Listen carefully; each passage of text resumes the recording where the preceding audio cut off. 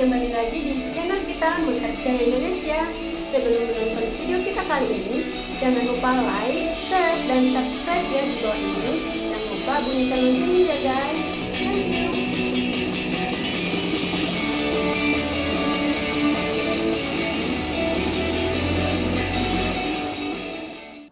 Assalamualaikum warahmatullahi wabarakatuh. Selamat malam.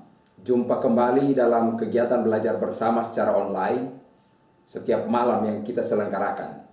Sebelum saya menyampaikan segala sesuatu yang saya sudah siapkan malam ini, saya ingin mengingatkan kita semuanya bahwa kegiatan ini diselenggarakan dalam rangka mengisi waktu, tapi bukan cuma sekedar pengisi waktu.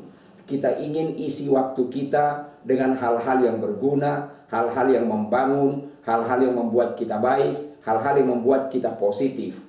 Oleh karena itu kita bekerja keras untuk itu. Entah ada hal-hal yang lain yang negatif dan hal-hal yang lain yang tidak searah dengan itu, kita upayakan untuk kita tiadakan. Kita ingin membangun ekonomi Pancasila, membangun ekonomi kerakyatan, membangun ekonomi bersama sehingga Indonesia akan menjadi rumah besar bagi Indonesia, bagi seluruh rakyat Indonesia untuk berkarya bersama-sama menghadapi persaingan global. Itu semua yang kita rindukan semuanya tercipta. Nah, apa yang kita lakukan sekarang ini adalah persiapan semuanya, mumpung kita semuanya lagi ada di rumah, kita diharuskan untuk ada di rumah, makanya kita mengambil kegiatan yang positif ini untuk mengisi waktu yang ada ini. Saya kira itu yang harus kita catat bersama. Ini adalah langkah persiapan supaya mudah-mudahan kalau COVID-19 selesai berakhir dari Indonesia, kita langsung bisa action dengan ekonomi yang terbaru. Karena menurut saya seperti ini, semua yang kita bangun, semua yang kita usahakan, semua yang kita kerjakan selama ini terlihat begitu rapuh, terlihat begitu goyah, terlihat begitu goncang dengan adanya tantangan COVID-19 ini. Kita berharap agar apa yang kita bangun mulai dari sejak selesainya corona, selesainya virus corona COVID-19 ini selesai, maka kita akan dapat membangun sesuatu yang kuat. Oleh karena itu malam hari ini saya akan membahas topik spesifik, yakni membangun dunia usaha berdasarkan sila pertama, yakni ketuhanan yang Maha Esa. Ketuhanan yang Maha Esa. Seperti biasanya, saya selalu meminta kita semuanya untuk menanamkan di dalam pikiran kita, menjadi sebuah tekad di dalam hati kita tentang topik ini, membangun dunia usaha sesuai dengan sila pertama Pancasila, yakni ketuhanan yang Maha Esa. Sekali lagi, tanam di pikiran kita bahwa kalau kita ingin berusaha, dia akan kita lakukan segala usaha kita sesuai dengan nilai dasar yang ada di dalam Pancasila, dasar negara kita, yakni sila ketuhanan yang Maha Esa. Saya berharap itu dapat kita tangkap untuk dapat memudahkan kita menerapkan usaha, menjalankan usaha sesuai dengan sila pertama ketuhanan yang Maha Esa. Maka saya ingin membuat sebuah pemahaman yang seragam dulu di dalam kita, bahwa ketuhanan yang Maha Esa itu mengandung pengertian bahwa Tuhan itu Esa, Tuhan itu tunggal, Tuhan itu tiada duanya, Tuhan itu satu-satunya, Tuhan itu tidak ada yang seperti Dia. Oleh karena itu saya akan memanggil kata satu-satunya. Tanamkan di dalam pikiran kita bahwa kalau kita mau berusaha, maka kita harus berpegang kepada Tuhan yang satu-satunya. Jadikan Tuhan menjadi satu-satunya yang ada di dalam hati kita. Jadikan Tuhan menjadi satu-satunya yang ada di dalam pikiran kita, sehingga kita akan dapat mengarahkan segala perjuangan kita sesuai dengan sila pertama, ketuhanan yang Maha Esa. Nah, saya mencatat banyak kalimat-kalimat yang saya taruh di belakang satu-satunya ini. Kalau kita mau berusaha, perhatikan kalimat-kalimat yang saya tulis dengan kata satu-satunya. Kunci untuk kita berusaha, kita mesti mengerti bahwa Tuhan adalah satu-satunya yang berkuasa. Artinya, kita bukan siapa-siapa. Yang berkuasa itu Tuhan yang Maha Esa. Tuhan yang Maha Esa, Dialah yang berkuasa. Semua yang lainnya tidak berkuasa. Semua yang lainnya di bawah dari Tuhan yang Maha Esa. Yang berikutnya, satu-satunya yang mengerti tentang keberadaan kita. Oleh karena itu saya ingin berkata bahwa kalaupun kita disalahpahami, kalaupun kita disalah mengerti tentang usaha yang sedang kita jalani, dengarlah, Tuhan mengerti apa yang sedang kita jalani. Tuhan mengerti apa yang sedang kita rasakan. Jadi jangan baper. Jadi usahakan untuk kita tetap oke, usahakan untuk kita tetap cool di dalam menghadapi berbagai keadaan. Terus Tuhan Maha mengetahui, artinya segala tantangan, rintangan yang kita hadapi, Tuhan Maha mengetahui itu semuanya. Kemudian satu-satunya yang layak dijadikan alasan untuk meyakini bahwa usaha kita akan berhasil. Dengan pertolongan Tuhan yang Maha Kuasa, kita mau berusaha bahwa Tuhan tetap sayang atas kita. Dia tetap mengasihi kita semuanya.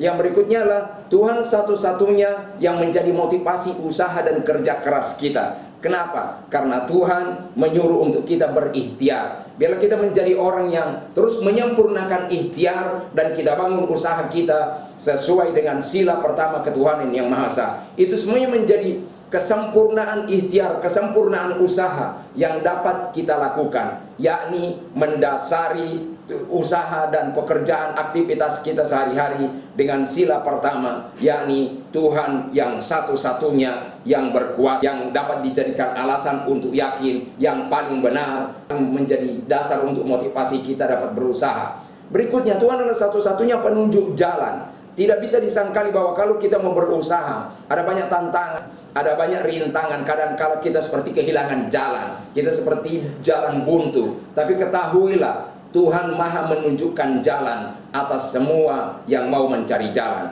Berikutnya adalah Tuhan adalah satu-satunya penjamin kesuksesan. Dan yang berikutnya adalah Tuhan adalah satu-satunya yang dapat membuat kita bekerja keras. Kiranya itu semuanya menjadi jiwa kita, sehingga kita menjadi orang yang sangat yakin di dalam menjalani segala usaha yang kita miliki. Saya ingin menegaskan ini. Tambatkan hati kita kepada Tuhan yang satu-satunya itu. Jangan isi hati kita dengan yang lain. Biarkan Tuhan memenuhi hati kita. Biarkan Tuhan yang satu-satunya saya bagikan di atas itu memenuhi pikiran kita, memenuhi akal kita, memenuhi imajinasi kita, memenuhi hati kita. Dan biarkan itu yang menggerak seluruh jiwa dan raga kita, sehingga seluruh usaha kita akan menjadi maksimal.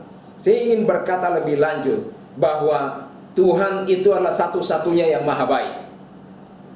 Dan saya yakin Tuhan tidak pernah kehabisan persediaan kebaikan yang disiapkan buat kita. Oleh karena itu, berusahalah dengan seyakin-yakinnya, dasari kehidupan usaha kita dengan sila pertama ketuhanan yang Maha Esa. Dengan cepat saya akan membagikan buat kita semuanya tentang bagaimana penerapan sila pertama ini di dalam usaha kita. Maka bagian ini hal-hal praktis yang seharusnya kita miliki dalam praktek kita menerapkan sila pertama ketuhanan yang Maha Esa di dalam usaha kita. Yang paling pertama pasti ini: lakukan semua aktivitas usaha kita sesuai dengan kehendak Tuhan, sesuai dengan keinginan Tuhan, sesuai dengan isi hati Tuhan, sesuai dengan yang dimaui Tuhan. Itu yang harus kita lakukan. Bagaimana caranya? Saya beri contoh saja paling gampang.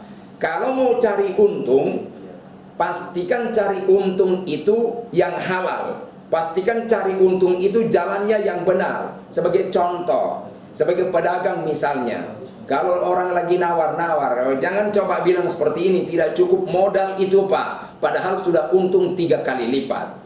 Lebih baik jujur saja untuk cari untung 5 ribuan dan beritahu harga pokoknya daripada itu. Atau lebih baik jangan ngomong daripada gombal dan kemudian terkesan menjadi bohong kayak gitu. Jadi cari untung yang benar. Begitu juga dengan timbangan. Berusahalah untuk memperlakukan timbangan itu memang asli. Jangan dikurangi cuma dengan tujuan ingin mendapatkan keuntungan yang banyak, sehingga kita akan menghasilkan keuntungan yang memang betul-betul tidak perlu lagi tobati, tidak perlu disesali karena kita berlaku salah. Kemudian yang tidak kalah pentingnya adalah kalau kita berusaha, pastikan kita bayar zakat.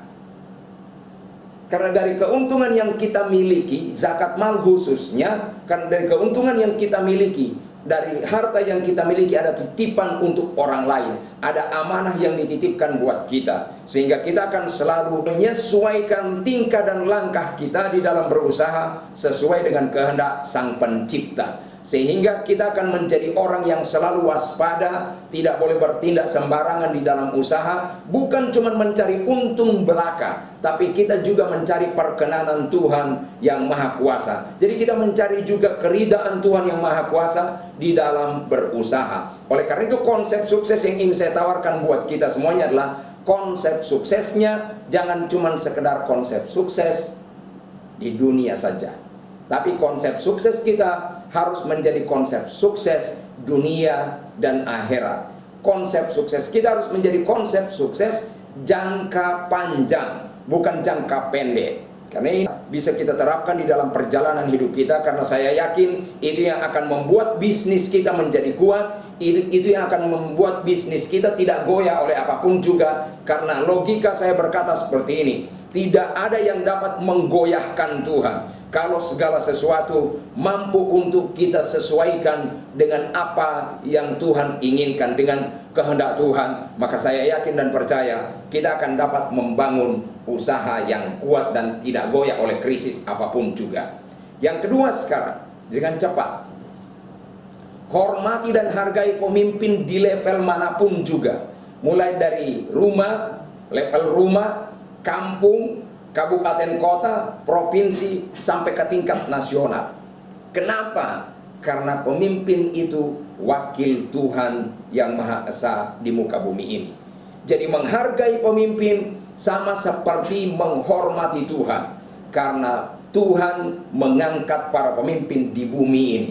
Mungkin saya ingin berkata saja dengan cepat, contohilah Nabi Yusuf yang meskipun dibuli oleh kakak-kakaknya, kemudian dijual sebagai budak, dibuang ke sumur oleh kakak-kakaknya, kemudian diangkat dan kemudian dijual sebagai budak, kemudian coba untuk digoda oleh istri orang, dan kemudian dimasukkan ke penjara gara-gara dia dinyatakan bersalah. Tapi saya mendapati dalam sejarah, kalau saya membaca perjalanan hidupnya Nabi Yusuf, saya tidak dapati sebuah keluhan, saya tidak dapati sebuah nyinyiran, saya tidak dapati sebuah umpat sedikit pun juga. Malah terakhir Yusuf itu ditempatkan di negeri Fir'aun. Semua orang tahu bahwa Fir'aun itu adalah orang jahat. Tapi saudara tahu ceritanya, Nabi Yusuf menjadi orang terkenal, menjadi orang kepercayaan, dan dari sanalah dia dapat menolong keluarganya, bahkan menolong isi dunia selamat dari kelaparan. Cerita itu adalah cerita yang biasa kita dengar.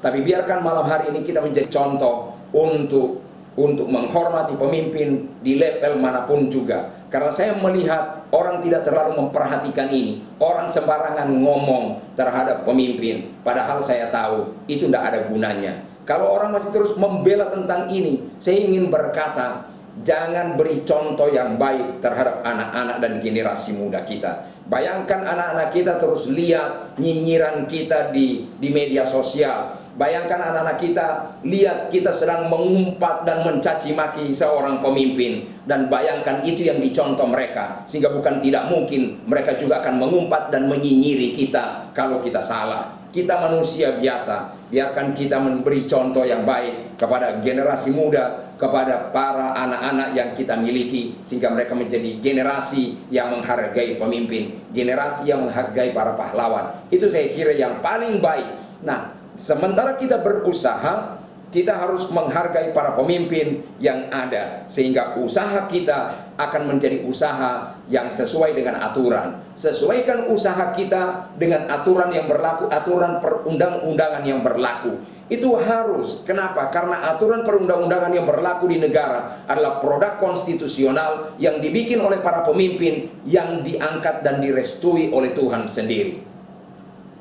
Bagaimanapun juga caranya, tapi toh juga sudah berlaku bahwa restu Tuhan buat mereka yang diangkat pemimpin dan bukan kita. Oleh karena itu tugas kita adalah menghargai mereka. Ini yang saya mengerti dari sejak kecil. Dari sejak kecil saya dinasihati oleh orang tua bahwa jangan menyahut orang tua waktu bicara.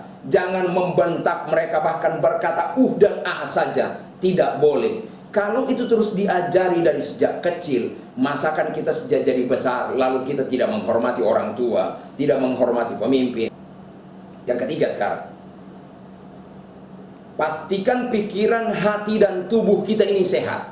Karena bagaimanapun juga berusaha, kita membutuhkan energi ekstra.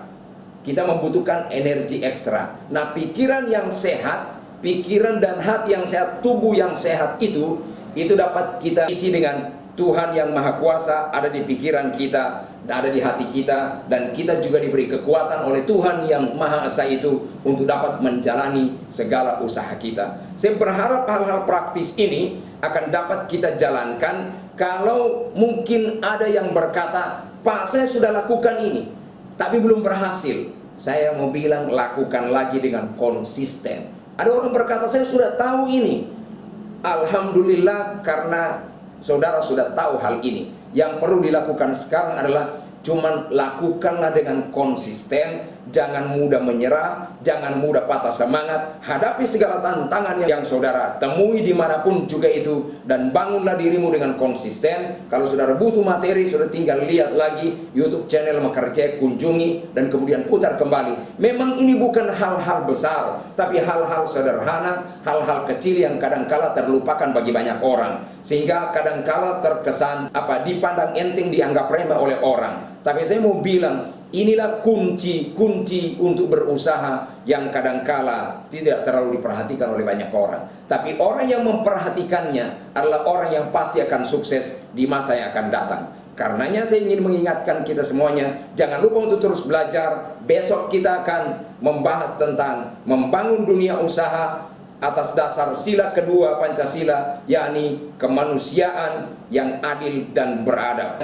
Karena saya merasakan bahwa kalau kita membangun ini semuanya sesuai dengan dasar negara kita yakni Pancasila, maka akan muncul ekonomi-ekonomi yang kuat. Demikian juga kalau usaha-usaha pribadi ini dijalankan secara sesuai dengan sila-sila yang ada di dalam Pancasila, saya yakin usaha-usaha itu akan menjadi usaha yang kuat. Sehingga dengan demikian akan terbentuklah ekonomi yang kuat, ekonomi Indonesia. Ayo kita bangun ekonomi Indonesia berdasarkan Pancasila, yakni sistem ekonomi Pancasila, sistem ekonomi kerakyatan. Karena kalau bukan kita, siapa lagi? Daripada kita sekedar menunggu, sekedar mengkritik, ayo libatkan diri kita di dalam membangun usaha sesuai dengan dasar negara kita Pancasila. Membangun usaha, membangun dunia usaha sesuai dengan nilai-nilai moral yang ada di dalam Pancasila. Saya yakin itu semua yang akan mengubah atmosfer usaha dan usaha dunia ekonomi ada di Indonesia. Dan saya yakin setelah COVID-19 ini, kita akan mampu untuk membangun ekonomi kita menjadi lebih baik lagi. Ini saja yang dapat saya bagikan pada malam hari ini. Terima kasih atas kontribusi semuanya. Assalamualaikum warahmatullahi wabarakatuh.